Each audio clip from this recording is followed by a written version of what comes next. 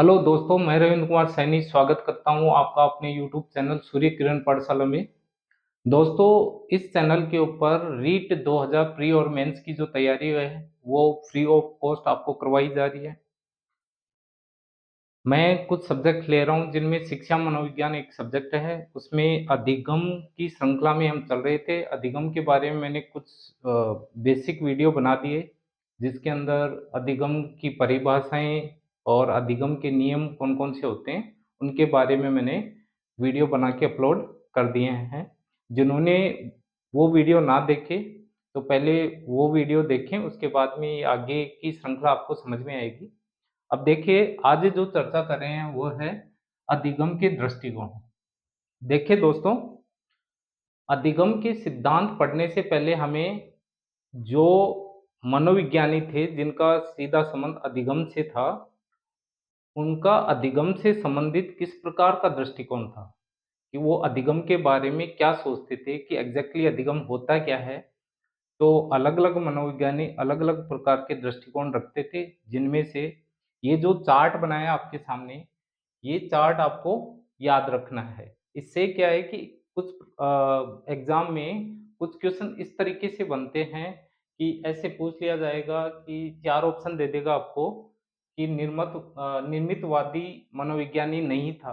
अब तीन तो निर्मितवादी दे देगा, जैसे लेव वाइगोत्स्की दे दिया एक ऑप्शन में, एक जीन पियाजे दे दिया, तीसरा दे दिया आपके वान ग्लेसरफील्ड दे दिया, और चौथा आपको स्किनर दे दिया। तो इस प्रकार से आपको वहाँ पे देखना होगा। इसीलिए अधिगम के सिद्धांत पढ़ने से पहले हमें ये पता होना चाहिए कि कौन से वैज्ञानिक का अधिगम की प्रक्रिया से संबंधित किस प्रकार का दृष्टिकोण था।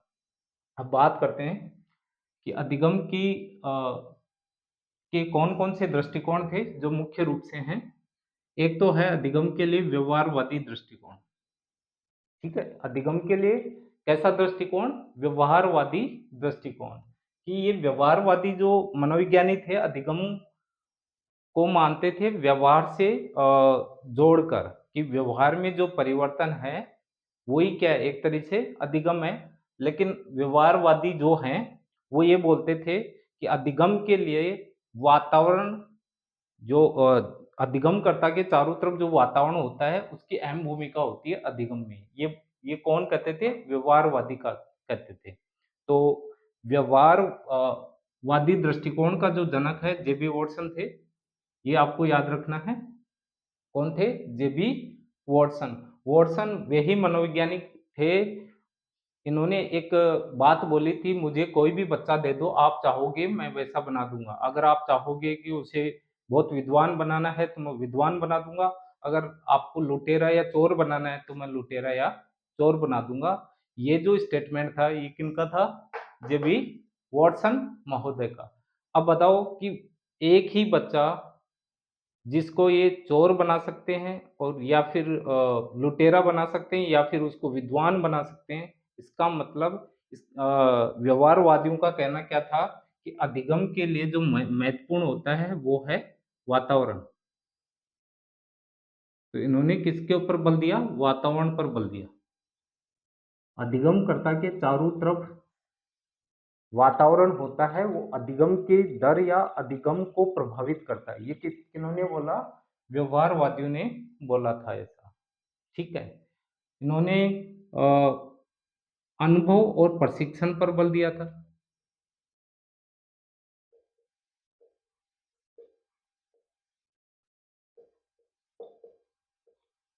किस पर बल दिया था? अनुभव व प्रशिक्षण पर बल दिया था।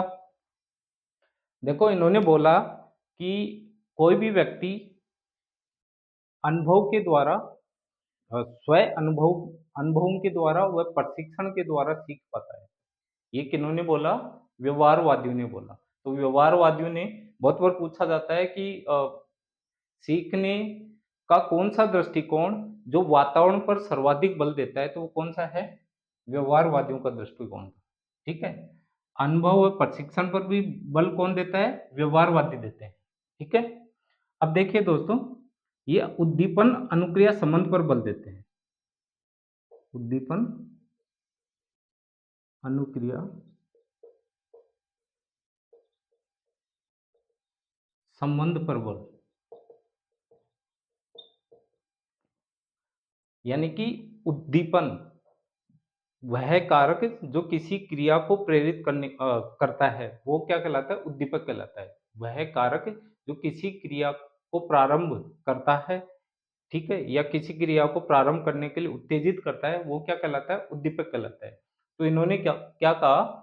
उद्दीपन व अनुक्रिया के मध्य जितना सशक्त बंध होगा, उतना ही अधिगम क्या होगा? अच्छा होगा। तो इन्होंने क्या बोला? उद्दीपन अनुक्रिया के मध्य जो संबंध है, बंध है, जो बॉन्डिंग होता है स्टिमुलस रेस्पॉन्स के मध्य, वो क्या अधिगम को दर्शाता है। कुल मिला के अगर अच्छा बंध है, अच्छा जुड़ाव है उद्दीपन और अनुक्रिया में, इसका मतलब वह अधिगम क्या है? अच्छा अधिगम है। ये बात किन्होंने बोली? व्यवहारवादियों ने बोली। ठीक है, तो मेन मेन पॉइंट क्या है? व्यवहारवादियों ने अधिगम में सबसे ज्यादा बल किसके ऊपर दिया? वातावरण के ऊपर बल दिया। ठीक है, वातावरण के ऊपर बल दिया। दूसरा क्या? वातावरण का मतलब जिस वातावरण में अधिगम किया जाता है, वह वातावरण अगर फेवरेबल है, अनुकूल परिस्थितियां हैं कि प्रतिकूल परिस्थितियां हैं, इनके ऊपर बल दिया था। अनुभव व प्रशिक्षण पर बल दिया था। इन्होंने बोला कि कोई भी अधिगम करता अपने पूर्व अनुभव व प्रशिक्षण के द्वारा अधिगम करता है। इन्होंने बोला अधिगम, अच्छा अधिगम कब होता है? उद्दीपन अनुक्रिया के मध्य क्या संबंध अच्छा हो, अर्थात उद्दीपन अनुक्रिया के मध्य संबंध पर इन्होंने बल दिया। इन्होंने व्यवहारगत परिवर्तन पर बल दिया था कि किसी, नाम ही आ रहा है ना व्यवहार, तो अधिगम क्या है? व्यवहारगत परिवर्तन है। व्यवहारवादियों ने क्या कहा? तो व्यवहार सबसे पता चल जाएगा, ये तो रटने की बात भी नहीं है। अधिगम क्या है? व्यवहारगत परिवर्तन है। ठीक है, अब देखिए दोस्तों, अब व्यवहारवादी दृष्टिकोण में भी दो दृष्टिकोण हैं, ध्यान देना। एक पुनर्बलन पर बल देने वाले, ठीक है, और दूसरे हैं पुनर्बलन पर बल नहीं देने वाले। यानी कि एक पक्ष तो है व्यवहारवादियों में जो कि पुनर्बलन के ऊपर बल देता है, और एक पक्ष क्या है जो कि पुनर्बलन पर बल नहीं देता। किसमें? अधिगम प्रक्रिया में। ठीक है, व्यवहारवादियों में दो पक्ष हैं। एक पक्ष तो क्या अधिगम के अंदर पुनर्बलन के ऊपर बल देता है, और दूसरा अधिगम के दौरान पुनर्बलन पर बल नहीं देता है।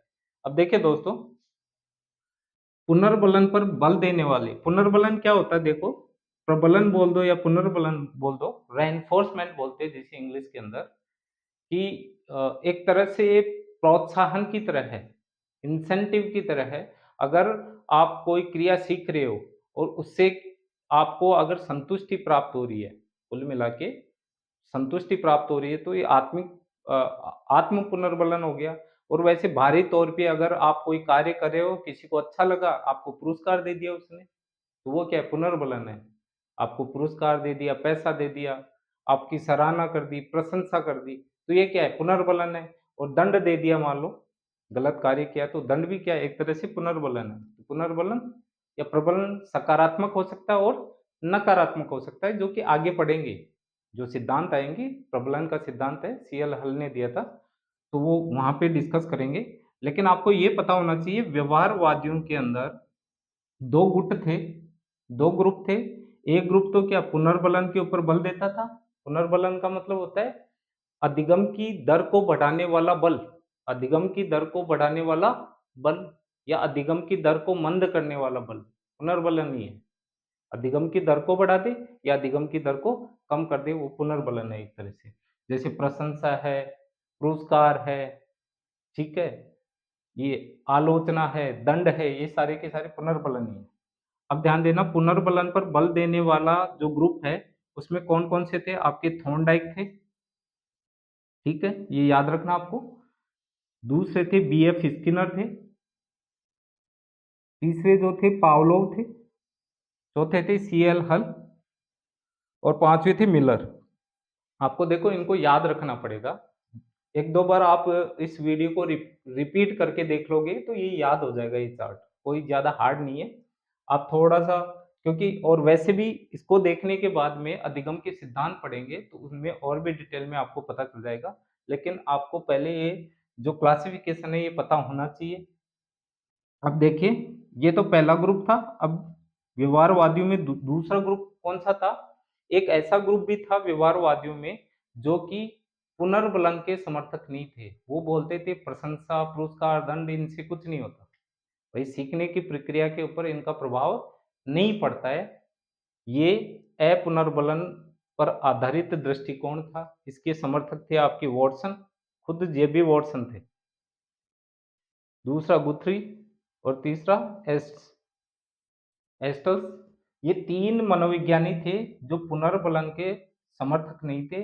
ये व्यवहारवादी तो थे, वॉटसन, गुथ्री और एस्टल्स ये व्यवहारवादी तो थे, लेकिन ये पुनर्बलन के समर्थक नहीं थे। ठीक है, तो आपको समझ में आ गया होगा कि व्यवहारवादी दृष्टिकोण क्या है अधिगम का, या सीखने का व्यवहारवादी दृष्टिकोण क्या है।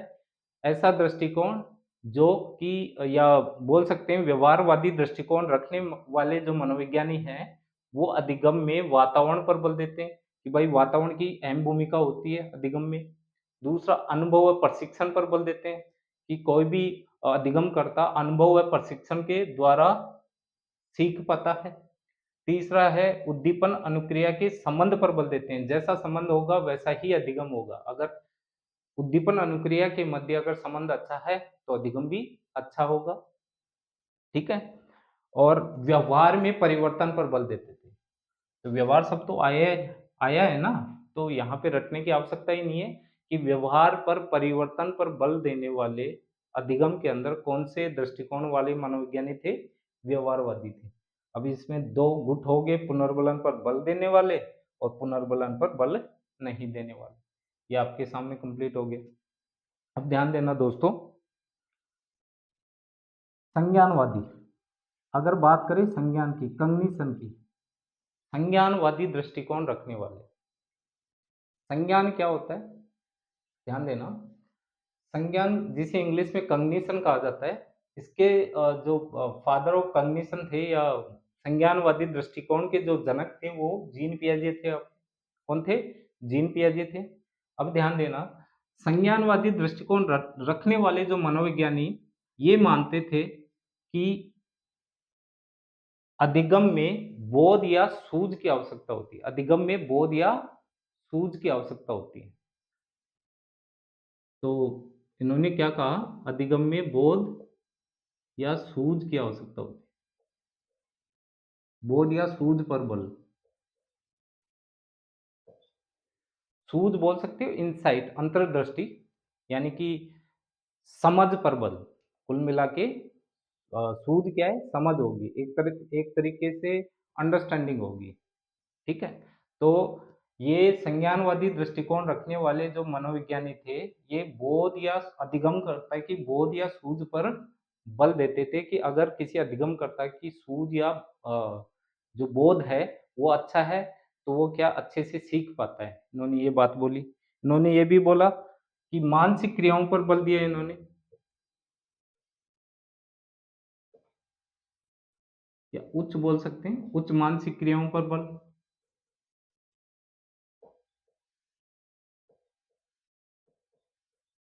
उच्च मानसिक क्रियाएं कौन सी? जैसे चिंतन, तर्क, कल्पना, ठीक है, सूझ इत्यादि।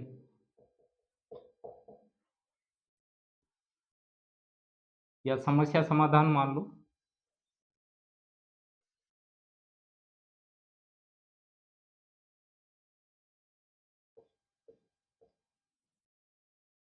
समस्या समाधान पर बल।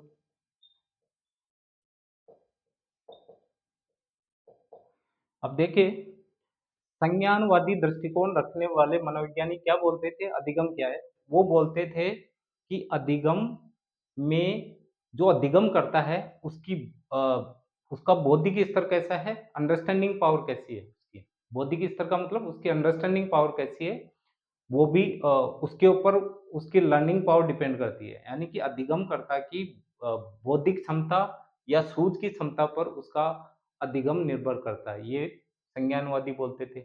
या उच्च मानसिक क्रियाओं पर बल दिया था उन्होंने कि भाई किसी भी अधिगमकर्ता में अगर मानसिक क्रियाएँ हैं कौन-कौन सी, तो वो आसानी से सीख सकता है। जैसे चिंतन है, तर्क है, कल्पना है, सूझ है, ठीक है? ये क्या है? एक तरह से मानसिक क्रियाएँ हैं। ये भी एक तरह से मानसिक क्रियाएँ हैं वैसे तो। की क्षमता समस्या समाधान की क्षमता। इन्होंने प्रत्यक्षीकरण पर भी बल दिया था। अगर समस्या को सुलझाना है, तो समस्या का सामने होना आवश्यक है। प्रत्यक्षीकरण का मतलब क्या है?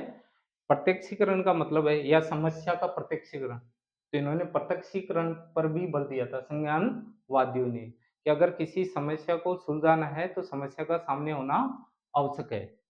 ये बोला था संज्ञानवादियों ने। तो माइंड में रखना, संज्ञानवादी दृष्टिकोण रखने वाले मनोवैज्ञानिक कौन-कौन से थे, ठीक है? ये आपको माइंड में रखना है। तो कौन था? अगर फादर ऑफ कॉग्निटिव थियरी पूछा जाए या पितामह पूछा जाए संज्ञानवाद का, तो वो कौन है? जीन पियाजे, ठीक है? अब इसमें भी 2 गुट थे भई, 2 ग्रुप बन गए थे। पहला ग्रुप था क्लासिकी संज्ञानवादी, ये वाला। क्लासिकी संज्ञानवादी का मतलब होता है प्राचीन संज्ञानवादी, यानी परंपरागत बोल दो इसको, परंपरागत संज्ञानवादी दृष्टिकोण रखने वाले। संज्ञानवाद शब्द से ही संज्ञानवाद शब्द से आपके दिमाग में आना चाहिए कि संज्ञानवादियों का जो दृष्टिकोण था, वो मानसिक क्रियाओं के ऊपर निर्भर करता था। ठीक है? जैसे कल्पना, चिंतन, तर्क, समस्या समाधान की क्षमता, सूझ, ये सारी की सारी क्या मानसिक क्रियाएँ हैं?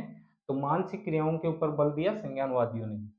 ठीक है? या बोल सकते हैं प्रत्यक्षीकरण, समस्या का सामने होना, जब समस्या सामने आएगी तभी मानसिक क्रियाएँ चलती है। इस प्रकार से उनका दृष्टिकोण था ये, तभी इंसान सीख पाता है। ये बातें संज्ञानवादियों के द्वारा बोली गई है। अब इनमें भी 2 ग्रुप थे। 2 ग्रुप कौन-कौन से थे? क्लासिकी संज्ञानवादी, परंपरागत संज्ञानवादी बोल दो, जिसमें देखो ये आगे पढ़ेंगे भी कौन-कौन आएँगे, काफ्का, कोहलर, मैक्स वर्दिमान, पियाजे, टॉलमैन, कुर्ट लेविन, ठीक है? और एक रॉबर्ट गेने और थे, रॉबर्ट गेने, ये भी इम्पोर्टेंट है, इसको भी याद रखना भई, गेने रॉबर्ट गेने। ये कैसे थे? ये परंपरागत संज्ञानवादी दृष्टिकोण रखने वाले थे, ठीक है? आधुनिक संज्ञानवादी दृष्टिकोण, इन दोनों में अंतर क्या है? ये भी बता रहा हूँ अभी। आधुनिक संज्ञानवादी दृष्टिकोण, अब ध्यान देना, इसमें मनोविज्ञानी थे आशुबेल, ब्रूनर, बांडुरा, नॉर्मैन, बोल्स और बिंड्रा। ये मनोविज्ञानी थे आधुनिक संज्ञानवादी। अब ध्यान देना, संज्ञानवाद और निर्मितवाद में ज़्यादा अंतर नहीं है। है अंतर तो, लेकिन आपको अभी थोड़ा पता चल जाएगा कि संज्ञानवाद व निर्मितवाद, देखो संज्ञानवाद का बड़ा भाई है निर्मितवाद, और संज्ञानवाद और निर्मितवाद के मध्य की जो कड़ी है वो है आधुनिक संज्ञानवाद। इन दोनों के बीच में संज्ञानवाद व निर्मित वाद के मध्य जो कड़ी है वो कौन सा है? आधुनिक संज्ञानवाद का दृष्टिकोण। अब देखो, परंपरागत संज्ञानवादी तो मैंने बता ही दिया कि जो बोध सूझ पर बल देते हैं, मानसिक क्रियाओं पर बल देते हैं, चिंतन तर्क कल्पना सूझ इत्यादि समस्या समाधान पर ये बल देते हैं, ये मैंने आपको बता दिया। लेकिन आधुनिक संज्ञानवादी क्या है? इसके साथ साथ अन्य कारक भी मानते हैं कि मानसिक क्रियाओं के साथ-साथ अन्य कारक भी अधिगम में महत्वपूर्ण भूमिका रखते हैं। इसलिए इनको क्या, यानी कि लगभग जो आवश्यक घटक तो इन्होंने भी क्या माना? मानसिक क्रियाओं का ही माना, लेकिन अधिगम में अन्य कारकों का भी योगदान होता है, ये बोला था आधुनिक संज्ञानवादियों ने। ठीक है? तो यहाँ आपको समझ में आ गया होगा कि ध्यान देना, संज्ञानवादी दृष्टिकोण के पितामह जीन पियाजे, इसमें भी 2 ग्रुप हैं। क्लासिकी संज्ञानवादी और आधुनिक संज्ञानवादी, ये आपको याद रखना है। अब आगे चलते हैं दोस्तों, निर्मितवादी या निर्मितवादी दृष्टिकोण। अब ध्यान देना भाई, निर्मितवादी जो दृष्टिकोण है, इसके या कंस्ट्रक्ट या रचनावादी दृष्टिकोण बोल दो, रचना करने वाला दृष्टिकोण।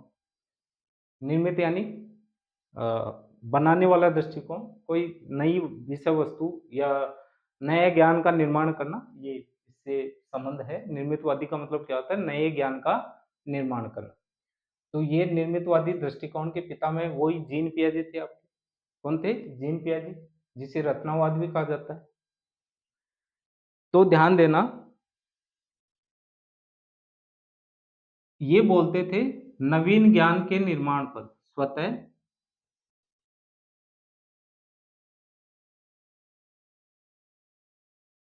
पुराने ज्ञान के द्वारा नए ज्ञान का निर्माण, नए ज्ञान का निर्माण करना स्वतः।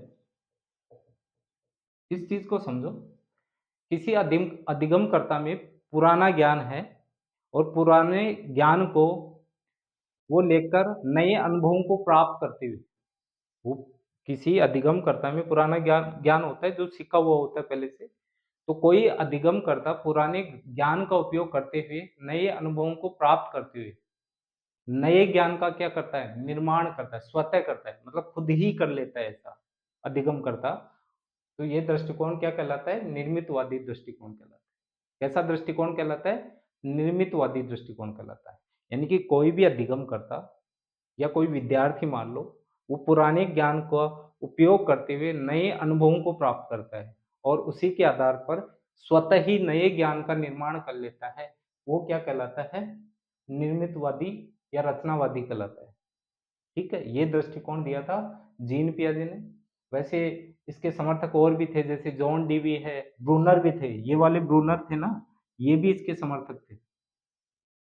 ब्रूनर भी निर्मतवादी दृष्टिकोण के समर्थक थे, जेराम ब्रूनर, ये वाले। जॉन डीवी वादी दृष्टिकोण के समर्थक।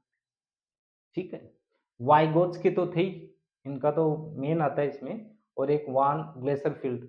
ये जो सारे के सारे क्या हैं? निर्मितवादी दृष्टिकोण रखते हैं। अब देखो इसमें अन्य, अगर जॉन डीवी, जेरोम ब्रूनर,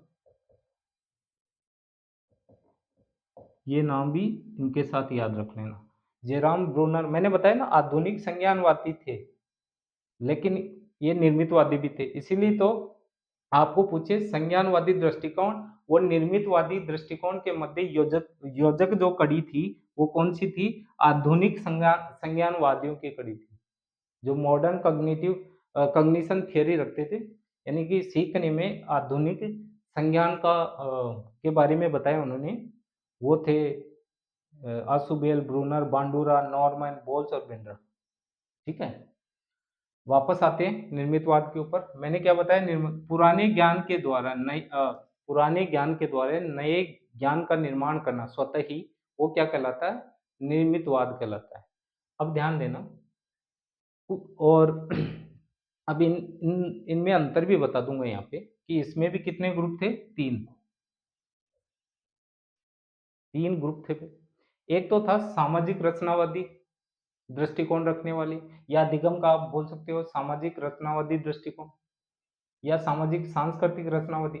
सामाजिक रचनावादी का ही दूसरा नाम है सामाजिक सांस्कृतिक रचनावादी। तो इसके जो जनक थे वो थे लेव वाइगोत्स्की। ये इंपॉर्टेंट है, याद रखना, एग्जाम में बहुत बार पूछा जाता है कि सामाजिक रचनावादी सिद्धांत किसने दिया था, या दृष्टिकोण कौन रखते थे, कौन से मनोविज्ञानी थे, या इसके जनक कौन थे, या सामाजिक सांस्कृतिक रचनावाद के जनक कौन थे? तो वो कौन थे? लेव वाइगोत्स्की। कौन थे भाई? लेव वाइगोत्स्की। इन्होंने बोला कोई भी अधिगम करता अपने सामाजिक परिवेश में नए ज्ञान का निर्माण कर। इन्होंने क्या बोला? निर्मितवादी थे, कोई भी अधिगम करता अपने सामाजिक परिवेश में, जैसे परिवेश में वो रहता है उसी परिवेश से सीखते हुए नए ज्ञान का क्या करता है? निर्माण करता है। ये क्या किसने बोला? वाइगोत्स्की ने बोला था। लेव वाइगोत्स्की ने कहा था। हालांकि डिटेल स्टडी आगे करेंगे, सारे के सारे सिद्धांत आएंगे, लेकिन आपको थोड़ा बेसिक पता होना चाहिए। ठीक है, दूसरा संज्ञानवादी रचनावादी कॉग्निटिव कंस्ट्रक्टिविज्म बोलते हैं इसको। ये दिया था जीन पियाजे ने। जीन पियाजे ने यही बात बोली है कि पुराने ज्ञान के द्वारा कोई भी पुराने ज्ञान के द्वारा कोई भी अधिगम करता अनुभवों के साथ नए ज्ञान का निर्माण करता है या पुराने ज्ञान के आधार पे स्वतः ही कोई नए ज्ञान का निर्माण कर लेता है, वो संज्ञानवादी रचनावादी दृष्टिकोण है। ठीक है? ये किन्होंने बोला? जीन पियाजे ने। याद रखना भाई, एग्ज़ाम में पूछा जाता है। अब ध्यान देना दोस्तों, मौलिक रचनावादी।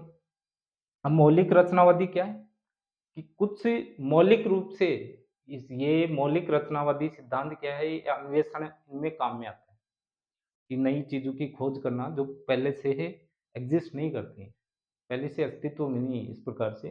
तो मौलिक रचनावाद, रचना का मतलब निर्माण करना, तो मूल रूप से निर्माण करना, मूल रूप से, मौलिक रूप से, जो पहले से एग्ज़िस्ट नहीं करते हैं, पहले से अस्तित्व में नहीं है, उनको बना देना, वो क्या कहलाता है? मौलिक रचनावाद कहलाता है। तो इसके समर्थक थे वॉन ग्लेसरफील्ड, ठीक है? अब इसके जो समर्थक कौन थे या मौलिक रचनावाद किन्होंने दिया? वॉन ग्लेसरफील्ड ने दिया था। ठीक है? ये माइंड में रखना। अब ध्यान देना दोस्तों, मौलिक रचनावाद की बात करें तो जो वैज्ञानिक हैं, वो क्या है, कुछ नई अन्वेषण करते हैं या फिर बोल सकते हैं नया कोई इन्वेंट करते हैं, आविष्कार करते हैं, तो वो नया आविष्कार किसमें आएगा? मौलिक रचनावाद में आएगा। किसमें आएगा? मौलिक रचनावाद में आएगा। क्यों आएगा? कि वो चीज़ें पहले प्रकृति में नहीं होती है और उनको क्या बनाया जाता है, तो मूल रूप से उनको बनाया जाता है। इस तरीके से तो वो है मौलिक रचना। अब इस निर्मितवाद के जो समर्थक थे, कौन-कौन? मेन तो जीन पियाजे आ गया आपके सामने, ले वाइगोत्स्की आ गया, तीसरा वॉन ग्लेसरफील्ड आ गया, चौथा जॉन डीवी भी था और जेराम ब्रूनर भी था। ये आपको याद रखना है। अब मानवतावादी दृष्टिकोण की बात करें, लास्ट वन, तो सीधा ही पूछा जाता है एग्ज़ाम में अधिगम का मानवतावादी जो सिद्धांत है वो किसने दिया? या अधिगम के लिए मानवतावादी जो दृष्टिकोण है, वो कौन रखता था? या वादी दृष्टिकोण के जो जन्मदाता थे वो कौन थे? तो ये कौन थे? मैस्लो थे। कौन थे भई? मैस्लो, ये याद रखना। और इसके समर्थक कौन थे? Karl Rogers. तो ये चीज़ें आपको माइंड में रखना है। मानवतावादी दृष्टिकोण में क्या, इसमें इसने मानव को केंद्र में रखा, मानव या विद्यार्थी को, मानव या विद्यार्थी को केंद्र में रखा। इन्होंने चाइल्ड सेंटर्ड रखा कि मानव क्या करेगा?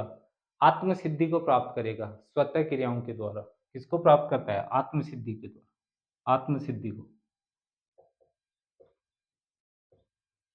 किसको प्राप्त करता है? आत्म-सिद्धि को प्राप्त करता है मानव। अर्थात आपको इनडायरेक्टली बहुत बार ये पूछा जाता है कि वह कौन-सा सिद्धांत है जो आत्म-सिद्धि पर बल देता है? तो वो कौन-सा सिद्धांत है भई? मानवतावादी सिद्धांत जो कि मैस्लो के द्वारा दिया हुआ है। ठीक है? मैस्लो के द्वारा दिया हुआ है। ये मानव या विद्यार्थी खुद के ऊपर तो खुद क्या होगा कि इन्होंने बोला कि अ, कोई भी विद्यार्थी स्व-अभिप्रेरणा के द्वारा सीखता है। ठीक है? खुद के अनुभवों के द्वारा सीखता है। सेल्फ मोटिवेशन के ऊपर बल दिया, स्व-अभिप्रेरणा के ऊपर इन्होंने, ठीक है? आवश्यकता के ऊपर बल दिया इन्होंने, सीखने में भी आवश्यकता पर बल दिया। स्व-अभिप्रेरणा, स्व-प्रेरणा, स्व स्व-प्रेरणा पर बल दिया। ध्यान देना, मानवतावादी सिद्धांत में मैस्लो ने मानव या विद्यार्थियों को केंद्र में रखा कि कोई भी मानव व विद्यार्थी है स्वतः सीखता है। तो स्वतः इसका मतलब स्व अभिप्रेरणा से सीखता है। स्व अभिप्रेरणा से आत्म-सिद्धि को प्राप्त करता है। अपनी आत्मा की जो भी ज्ञान है, वो ज्ञान को जगाता है। तो ये थोड़े स्पिरिचुअल है, ठीक है? तो खुद ही अधिगम करता स्व-अभिप्रेरणा, मतलब खुद ही मोटिवेट होगा और वो क्या करेगा? आत्म-सिद्धि को प्राप्त करेगा। लेकिन ये स्व-प्रेरणा कब होगी? जब उसमें आवश्यकता होगी। तो ये आवश्यकता पर, अधिगम्य आवश्यकता के ऊपर भी बल देता है। क्योंकि कोई भी व्यक्ति कब सीख सीख पाता है? जब उसको आंतरिक रूप से आवश्यकता हो। नीड, मैंने पहले बताया था आपको आवश्यकता और चालक में अंतर बताया था पिछले वीडियोज़ के अंदर। तो मैंने वहाँ डिटेल में बताया था कि आवश्यकता क्या है और आवश्यकता के सिद्धांत भी है मैस्लो के, तो इन्होंने आवश्यकता के ऊपर अच्छा खासा बल दिया है। जैसे आत्मसम्मान की प्राप्ति की आवश्यकता होती है, तभी तो इंसान कोशिश करेगा। प्रेम की आवश्यकता, ठीक है? इस प्रकार से या आत्मसिद्धि प्राप्त करने की आवश्यकता, ये सारी की सारी जो आवश्यकताएँ हैं, ये अधिगम में आवश्यक हैं। ये बात बोली मानवतावादी सिद्धांत के जो जनक थे मैस्लो ने। तो आपको समझ में आ गया होगा ये। देखो वापस रिपीट कर दूँ, कोई ज़्यादा ख़ास नहीं है। मैं थोड़ा साइड में हो जाता हूँ, आप स्क्रीनशॉट भी ले लो इसका।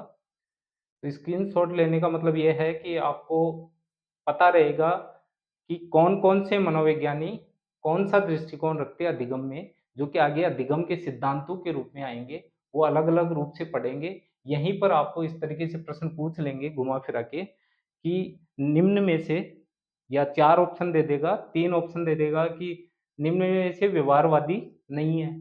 तो 3 ऑप्शन दे देगा थॉर्नडाइक, बीएफ स्किनर, सीएल हल, ये दे दिया। चौथा ऑप्शन उठा के जीन पियाजे दे दिया। तो वहाँ ऑप्शन आंसर क्या आ जाएगा आपका? जीन पियाजे। इस प्रकार से आपको पूछा पूछा जाता है एग्ज़ाम में। आपको ये पूछ लेगा निर्मितवादी जो अधिगम के निर्मितवादी दृष्टिकोण रखने वाला वैज्ञानिक है, मनोवैज्ञानिक है या नहीं है? इस तरीके से। नहीं है तो पूछ लेगा, इनमें से 3 दे देगा, एक चौथा उठा के इधर-उधर से दे देगा। तो इस तरीके से यहाँ पे प्रश्न बनते हैं। तो ये चीज़ें आपको समझने की बातें हैं और इसको याद रखना। अगर ये याद नहीं होती तो आप 1 या 2 बार इस वीडियो को रिपीट करके देख लेना, आपको आसानी से ये याद हो जाएँगी।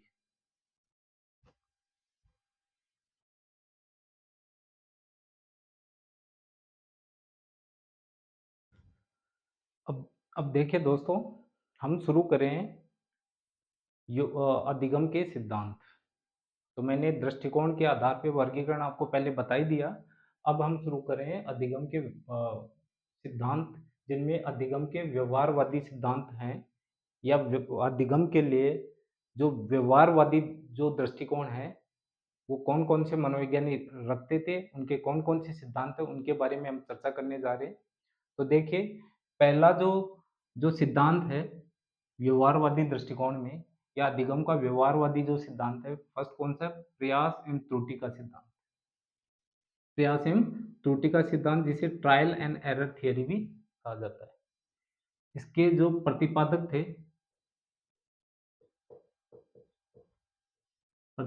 थे थॉर्नडाइक। कौन थे भई? थॉर्नडाइक ने।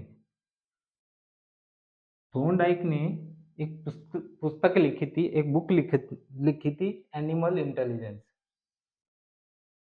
1898 ईस्वी में इन्होंने एक बुक लिखी एनिमल इंटेलिजेंस।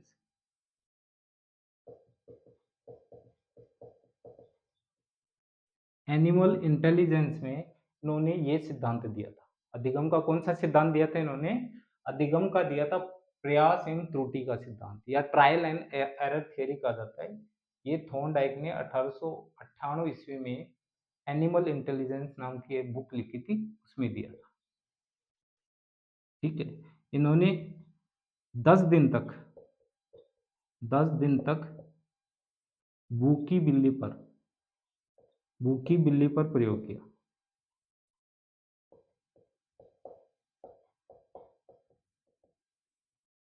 किस पर प्रयोग किया? भूखी बिल्ली पर प्रयोग किया।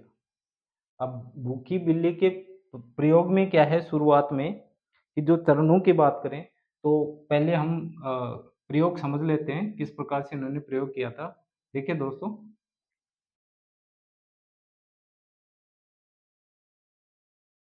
ये कोई पिंजरा है,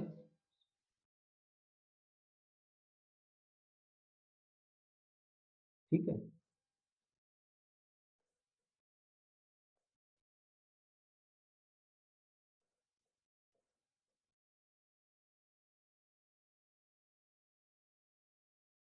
ठीक है, इस तरीके से पिंजरा है। अब पिंजरे में ध्यान देना यहाँ पे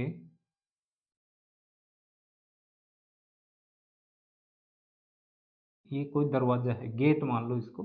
ये क्या है? गेट है, जो कि एक लीवर पुली, ये लीवर मान लो इसके अंदर लीवर लीवर या बटन मान लो, जो कि ये जो गेट है या दरवाज़ा है इस पिंजरे का, ये क्या पिंजरा है? ठीक है, ये कंप्लीट क्या है? कैद है, एक पिंजरा है। इस पिंजरे को इस तरीके से बनाया गया है कि इसमें एक गेट है, ये गेट इस लीवर को दबाने से खुलता है, ठीक है? अब इन्होंने क्या किया यहाँ पे, अब बिल्ली देखो ऐसे बना दिया मैंने, ये क्या है?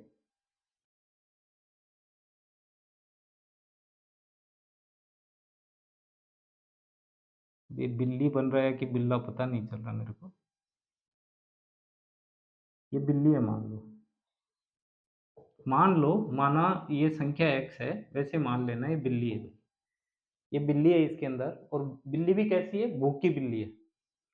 तो थॉर्नडाइक ने क्या किया, एक पिंजरा लिया, पिंजरे में बिल्ली को भूखा रखा, भूखा रख दिया इसको, भूखा रख दिया। अब भूखा रखने के बाद में क्या हुआ, इसके सामने एक प्लेट के अंदर मछली का टुकड़ा रखा। ये प्लेट है और ये क्या है? मछली का टुकड़ा। ये क्या है भाई? प्लेट है। अब प्लेट के अंदर यहाँ पे एक मछली का टुकड़ा रख दिया ये। अब बिल्ली क्या भूखी है, बिल्ली भूखे होने के कारण से क्या करेगा, क्या होगा, ये जो मछली का टुकड़ा है ये क्या करेगा, बिल्ली को ललचाएगा, बिल्ली को क्या करेगा, ललचाएगा। तो बिल्ली को ललचाने का कार्य करेगा ये मछली का टुकड़ा, अर्थात बिल्ली को क्रिया करने के लिए, कोई ना कोई क्रिया करने के लिए क्या करेगा, मजबूर कर देता है। किसको? बिल्ली को। तो ये मछली का जो टुकड़ा है, क्योंकि बिल्ली क्या है, भूखी है, और ये मछली का जो टुकड़ा है इसकी स्मेल, गंध और इसको देखने के बाद में बिल्ली क्या क्रिया करने के लिए मजबूर हो जाती है। इसीलिए इस मछली के टुकड़े को क्या कहा जाता है? उद्दीपक कहा जाता है। इसको क्या कहते हैं? उद्दीपक, स्टिमुलस। इसको क्या कहा जाता है? उद्दीपक कहा जाता है। ये उद्दीपक क्या करता है? कार्य करने के लिए मजबूर करता है। ठीक है, तो बिल्ली को मजबूर कर देगा। बिल्ली क्या करेगी? उछल कूद करेगी इधर उधर, कभी इधर जाएगी, कभी इधर जाएगी, कभी इधर। ठीक है, उछल कूद करेगी, झपट्टे मारेगी, इधर उधर होगी। बिल्ली को पता नहीं है किस तरीके से दरवाजा खुलना है। जैसे ही बिल्ली क्या करेगी, बहुत सारी क्रियाएं करेगी, बहुत सारी क्रियाएं करेगी, तो क्या होगा, प्रयास करेगी खोलने का, बाहर निकलने का प्रयास करेगी, और इधर-उधर पैर मारेगी। तो क्या गलतियाँ भी होंगी उससे, बहुत ज़्यादा गलतियाँ हो रही है, इधर-उधर पैर लग रहे हैं उसके। और अंत में क्या है, जो क्रिया करते हुए, क्रिया करते हुए, क्रिया करते हुए अंत में इसका पैर यहाँ पे लग जाता है। ठीक है, यहाँ पे पैर लगने के कारण से ये दरवाज़ा खुल जाता है, और क्या, ये बिल्ली बाहर आके मछली के टुकड़े को खा लेती है। ठीक है? तो मछली के टुकड़े को प्राप्त कर लेना वो क्या था? अनुक्रिया। मतलब क्रिया होने के बाद में वो एक तरह से प्रोत्साहन था, इंसेंटिव था इसके। अब ध्यान देना, फर्स्ट डे क्या हुआ, मछली का टुकड़ा सामने था, और बहुत सारी क्रिया करने के बाद में बिल्ली बाहर निकल के मछली के टुकड़े को प्राप्त करती है। मान लो इसको 1 घंटा लगा, एग्जाम्पल के तौर पे 1 घंटा। दूसरे रोज भी ऐसे ही किया, दूसरे रोज मान लो 40 मिनट लगा इनको। ठीक है, तीसरी रोज क्या हुआ, 30 मिनट लगा।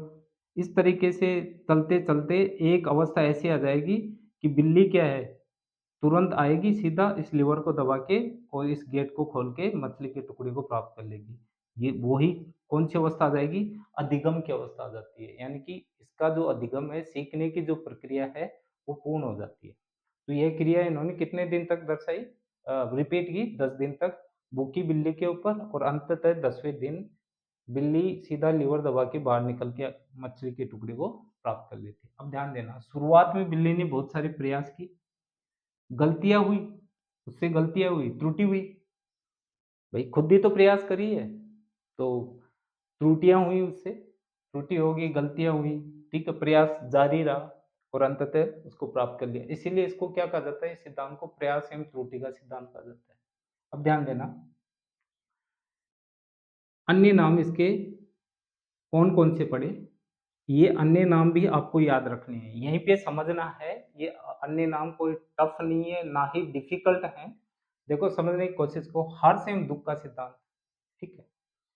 अब ज्यों ही मछली का टुकड़ा सामने आया, मछली का टुकड़ा सामने आया, बिल्ली क्या खुश होगी?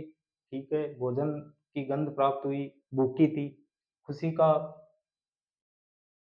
कभी खुशी कभी गम वाला माहौल होता है इस सिद्धांत के द्वारा अधिगमकर्ता के साथ कभी खुशी कभी गम वाला एक्सपीरियंस होता है। कौन से सिद्धांत में? अधिगम के प्रयास एवं त्रुटि के सिद्धांत। अब ये कभी खुशी कभी गम कैसे होगा? सामने देखा बिल्ली ने मछली का टुकड़ा, खुश हो गई। अब वो आई, गेट खुल नहीं रहा, तो दुःख वाला भाव आ गया। फिर ये कोशिश करेगी बहुत ज़्यादा इधर-उधर उछल-कूद, वो क्रियाएँ हैं, वो अनर्थक क्रियाएँ हैं बहुत ज़्यादा, और वो अनर्थक क्रियाएँ धीरे-धीरे, धीरे-धीरे, धीरे कम होती जाती है और वो अंततः बाहर निकल जाती है। तो ध्यान देना, इसीलिए इसका नाम क्या पड़ा भई? हर्ष एवं दुःख का सिद्धांत, ये माइंड में रखना। दूसरा इसका नाम है परिश्रम एवं धैर्य का सिद्धांत। अब ध्यान देना, ये प्रयास एवं त्रुटि का सिद्धांत क्या बाहर से बिल्ली की कोई हेल्प कर रहा है? नो, कोई नहीं कर रहा।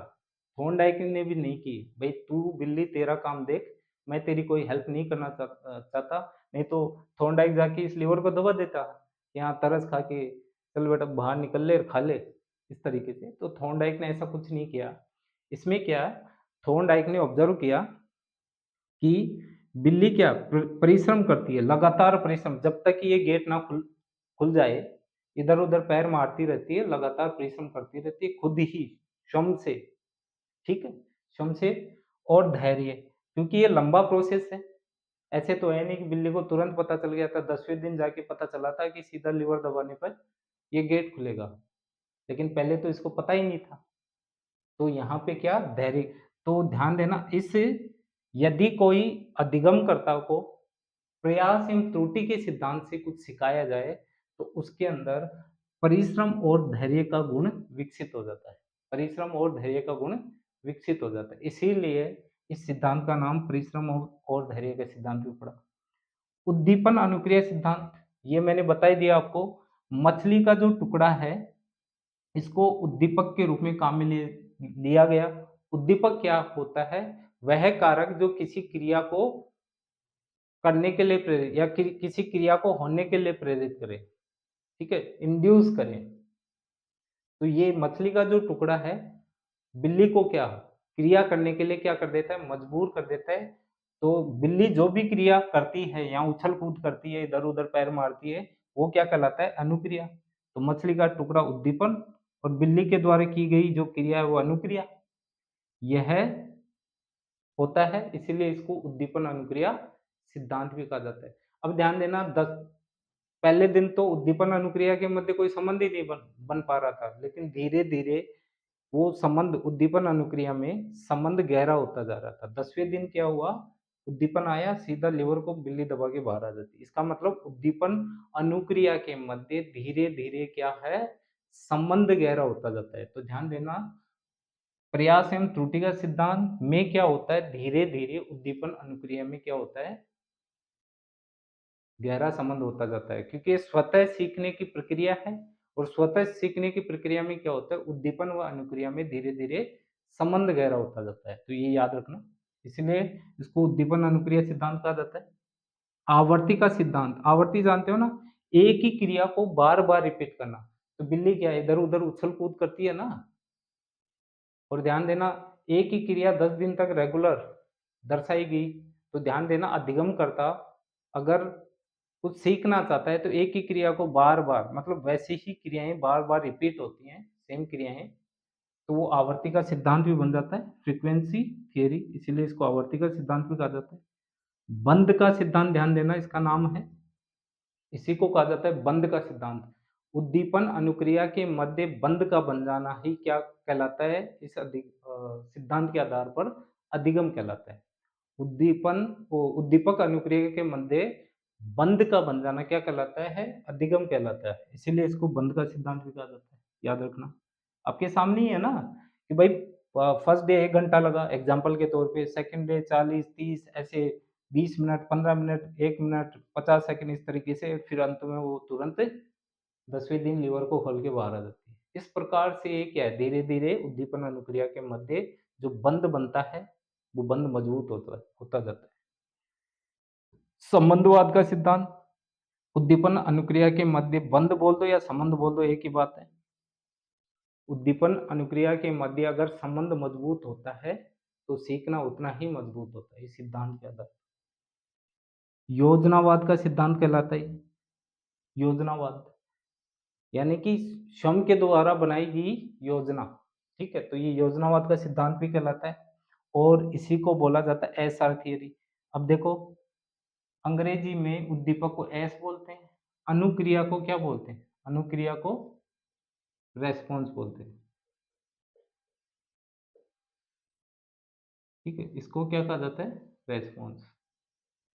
उद्दीपक को स्टिमुलस। अब ध्यान देना, उद्दीपक अनुक्रिया बोल दो, ये आ गया ना उद्दीपक अनुक्रिया सिद्धांत, या इसको यहाँ एस उठा लो और यहाँ आर उठा लो, तो इसको क्या बोल दिया? एस आर सिद्धांत बोल दिया। तो आपको समझ में आ गया होगा कि अधिगम का जो प्रयास एवं त्रुटि का सिद्धांत क्या बोलता है। इसके प्रतिपादक थे थॉर्नडाइक, उन्होंने पुस्तक लिखी थी, ध्यान देना, एनिमल इंटेलिजेंस नाम की से 1898 में। उसमें इस सिद्धांत को उल्लेखित किया था। उन्होंने भूखी बिल्ली पर 10 दिन प्रयोग किया, ठीक है? और इसके ये अन्य नाम है, ये अन्य नाम एग्जाम में पूछे जाते हैं, क्योंकि ये तो सीधे नाम है। तो आपको बंधवाद का सिद्धांत किसने दिया, या अधिगम का बंध का सिद्धांत किसने दिया, संबंधवाद का सिद्धांत किसने दिया, इस तरीके से पूछ लेगा। परिश्रम एवं धैर्य का सिद्धांत किसने दिया, या हर्ष व दुख का सिद्धांत किसने दिया, ये मैंने आपको यहाँ पे समझा दिया है। तो ये चीजें आपको याद रखनी है। अब ध्यान देना, ये जो प्रयास एवं त्रुटि में बाहर से कोई सहायता नहीं कर रहा, इसका मतलब ये सिद्धांत क्या है? स्व अधिगम का सिद्धांत है। ये कैसा है? स्व अधिगम भी मान सकते हो।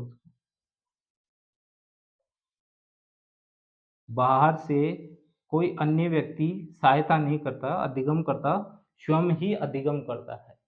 इसीलिए हम देखते हैं कि अधिगम का ये सिद्धांत शिक्षा में किस तरीके से उपयोगी है और इसकी सीमाएं क्या हैं, ठीक है? उनके बारे में चर्चा करते हैं।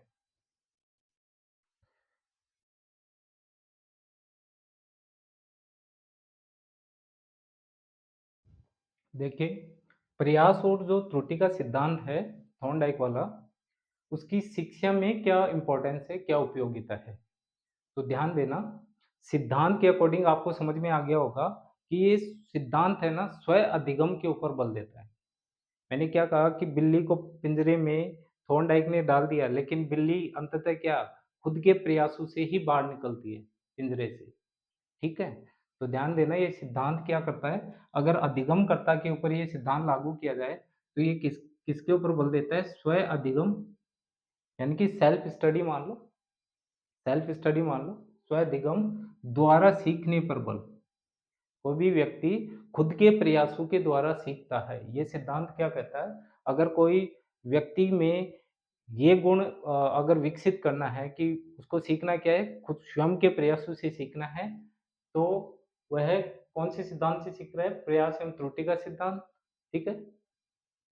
या फिर जिसको बोला जाता है करो और सीखो पर बल, खुद ही प्रयोग करो और सीख जाओ, ठीक है? खुद ही प्रयोग करो और सीख जाओ। इस क्रिया पर बल देने वाला ये सिद्धांत है। तो होता है ना, इस तरीके से हम गणित के सवाल भी कुछ करके सीखते हैं इस तरीके से, ठीक है? तो ध्यान देना, स्व अधिगम पर बल देने वाला जो अ, अधिगम का जो सिद्धांत है, ये थॉर्नडाइक वाला कौन सा है? प्रयास एवं त्रुटि का सिद्धांत। दूसरा, शिक्षा में क्या उपयोगिता है? अगर किसी व्यक्ति में धैर्य एवं परिश्रम का गुण विकसित करना है, तो उसको हमेशा प्रेरित करो क्या? किसके लिए? स्व अधिगम के लिए। वो क्या करेगा?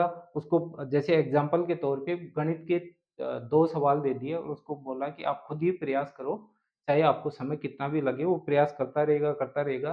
तो उसमें ध्यान देना, धैर्य का गुण भी आएगा। धैर्य, क्योंकि उसको समय लगेगा और उसको परिश्रम भी ज़्यादा करना पड़ेगा। इसीलिए किसी भी अधिगमकर्ता में यदि धैर्य व परिश्रम के गुण का विकास करना है, तो इसी सिद्धांत के ऊपर शिक्षा दी जाती है। ठीक है? थर्ड है मंदबुद्धि बालकों के लिए उपयोगी। ये सिद्धांत है, ये मंदबुद्धि बालकों के लिए उपयोगी है। ठीक है। मंदबुद्धि बालकों के लिए इसलिए कि मंदबुद्धि या जो जिनकी लर्निंग कैपेसिटी धीरे है, तो इस प्रकार के व्यक्तियों के ऊपर ज़्यादा या अधिगमकर्ताओं के ऊपर ये लागू होता है। जो प्रतिभाशाली बच्चे हैं उनके लिए ये सिद्धांत लागू नहीं होता है। ठीक है? वो प्रतिभाशाली बच्चों बच्चों के लिए अनर्थक या व्यर्थ का परिश्रम हो गया ये, इसीलिए ये जो मन क्योंकि आवर्ती का सिद्धांत एक ही क्रिया को बार-बार रिपीट करना प्रतिभाशाली को पता है, तो इस तरीके से तो इन चीज़ों को तो मंदबुद्धि बालकों के लिए उपयोगी है। चौथा है विभिन्न प्रकार के कौशलों का विकास करना।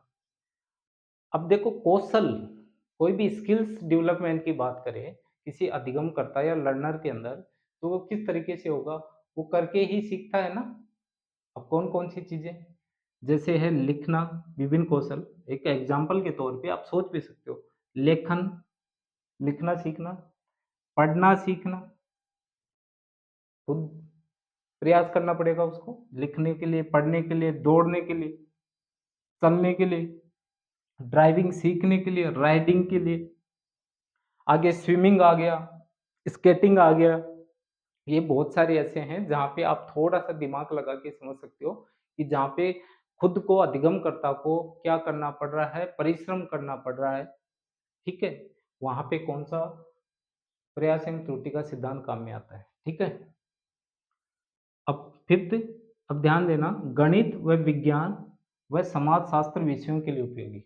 गणित के लिए मैंने बताया ना अभी, किसी बच्चे को अगर आपको 1-2 प्रश्न दे दो, वो प्रयास करेगा, फिर गलतियाँ होंगी, फिर प्रयास करेगा, गलतियाँ होंगी और धीरे-धीरे वो गलतियाँ कम होती जाएँगी और अंततः वो सीख जाएगा। तभी तो बोलते हैं प्रयास एवं त्रुटि का सिद्धांत इसे।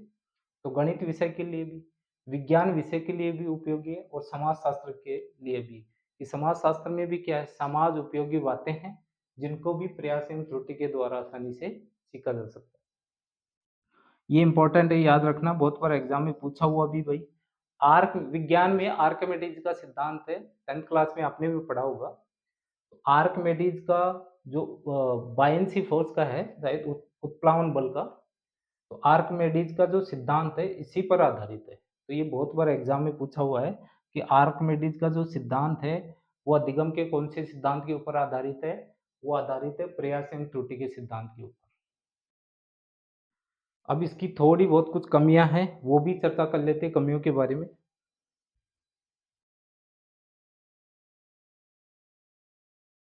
अब देखिए दोस्तों, प्रयास एवं जो त्रुटि का सिद्धांत है, इसमें कुछ कमियाँ भी हैं।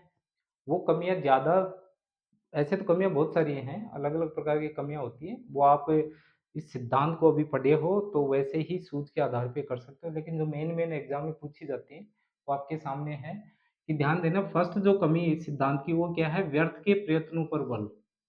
इसमें बहुत ज़्यादा एफर्ट करने पड़ते हैं, बिल्ली को भी एफर्ट करना पड़ा, बहुत सारी व्यर्थ के प्रयत्न करने पड़े, तब जाके वो सीख पाती है, तो व्यर्थ के प्रयत्नों पर ज़्यादा बल दिया गया है सिद्धांत में।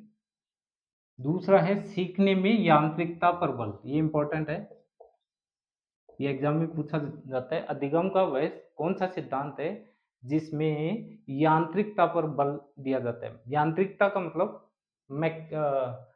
मैकेनिकल एक्टिविटी पर बल दिया जाता है। मैकेनिकल का मतलब मशीनी, एक तरह से मशीन जैसी क्रिया करती है ना वैसे, शरीर क्रिया कर रहा है वैसे।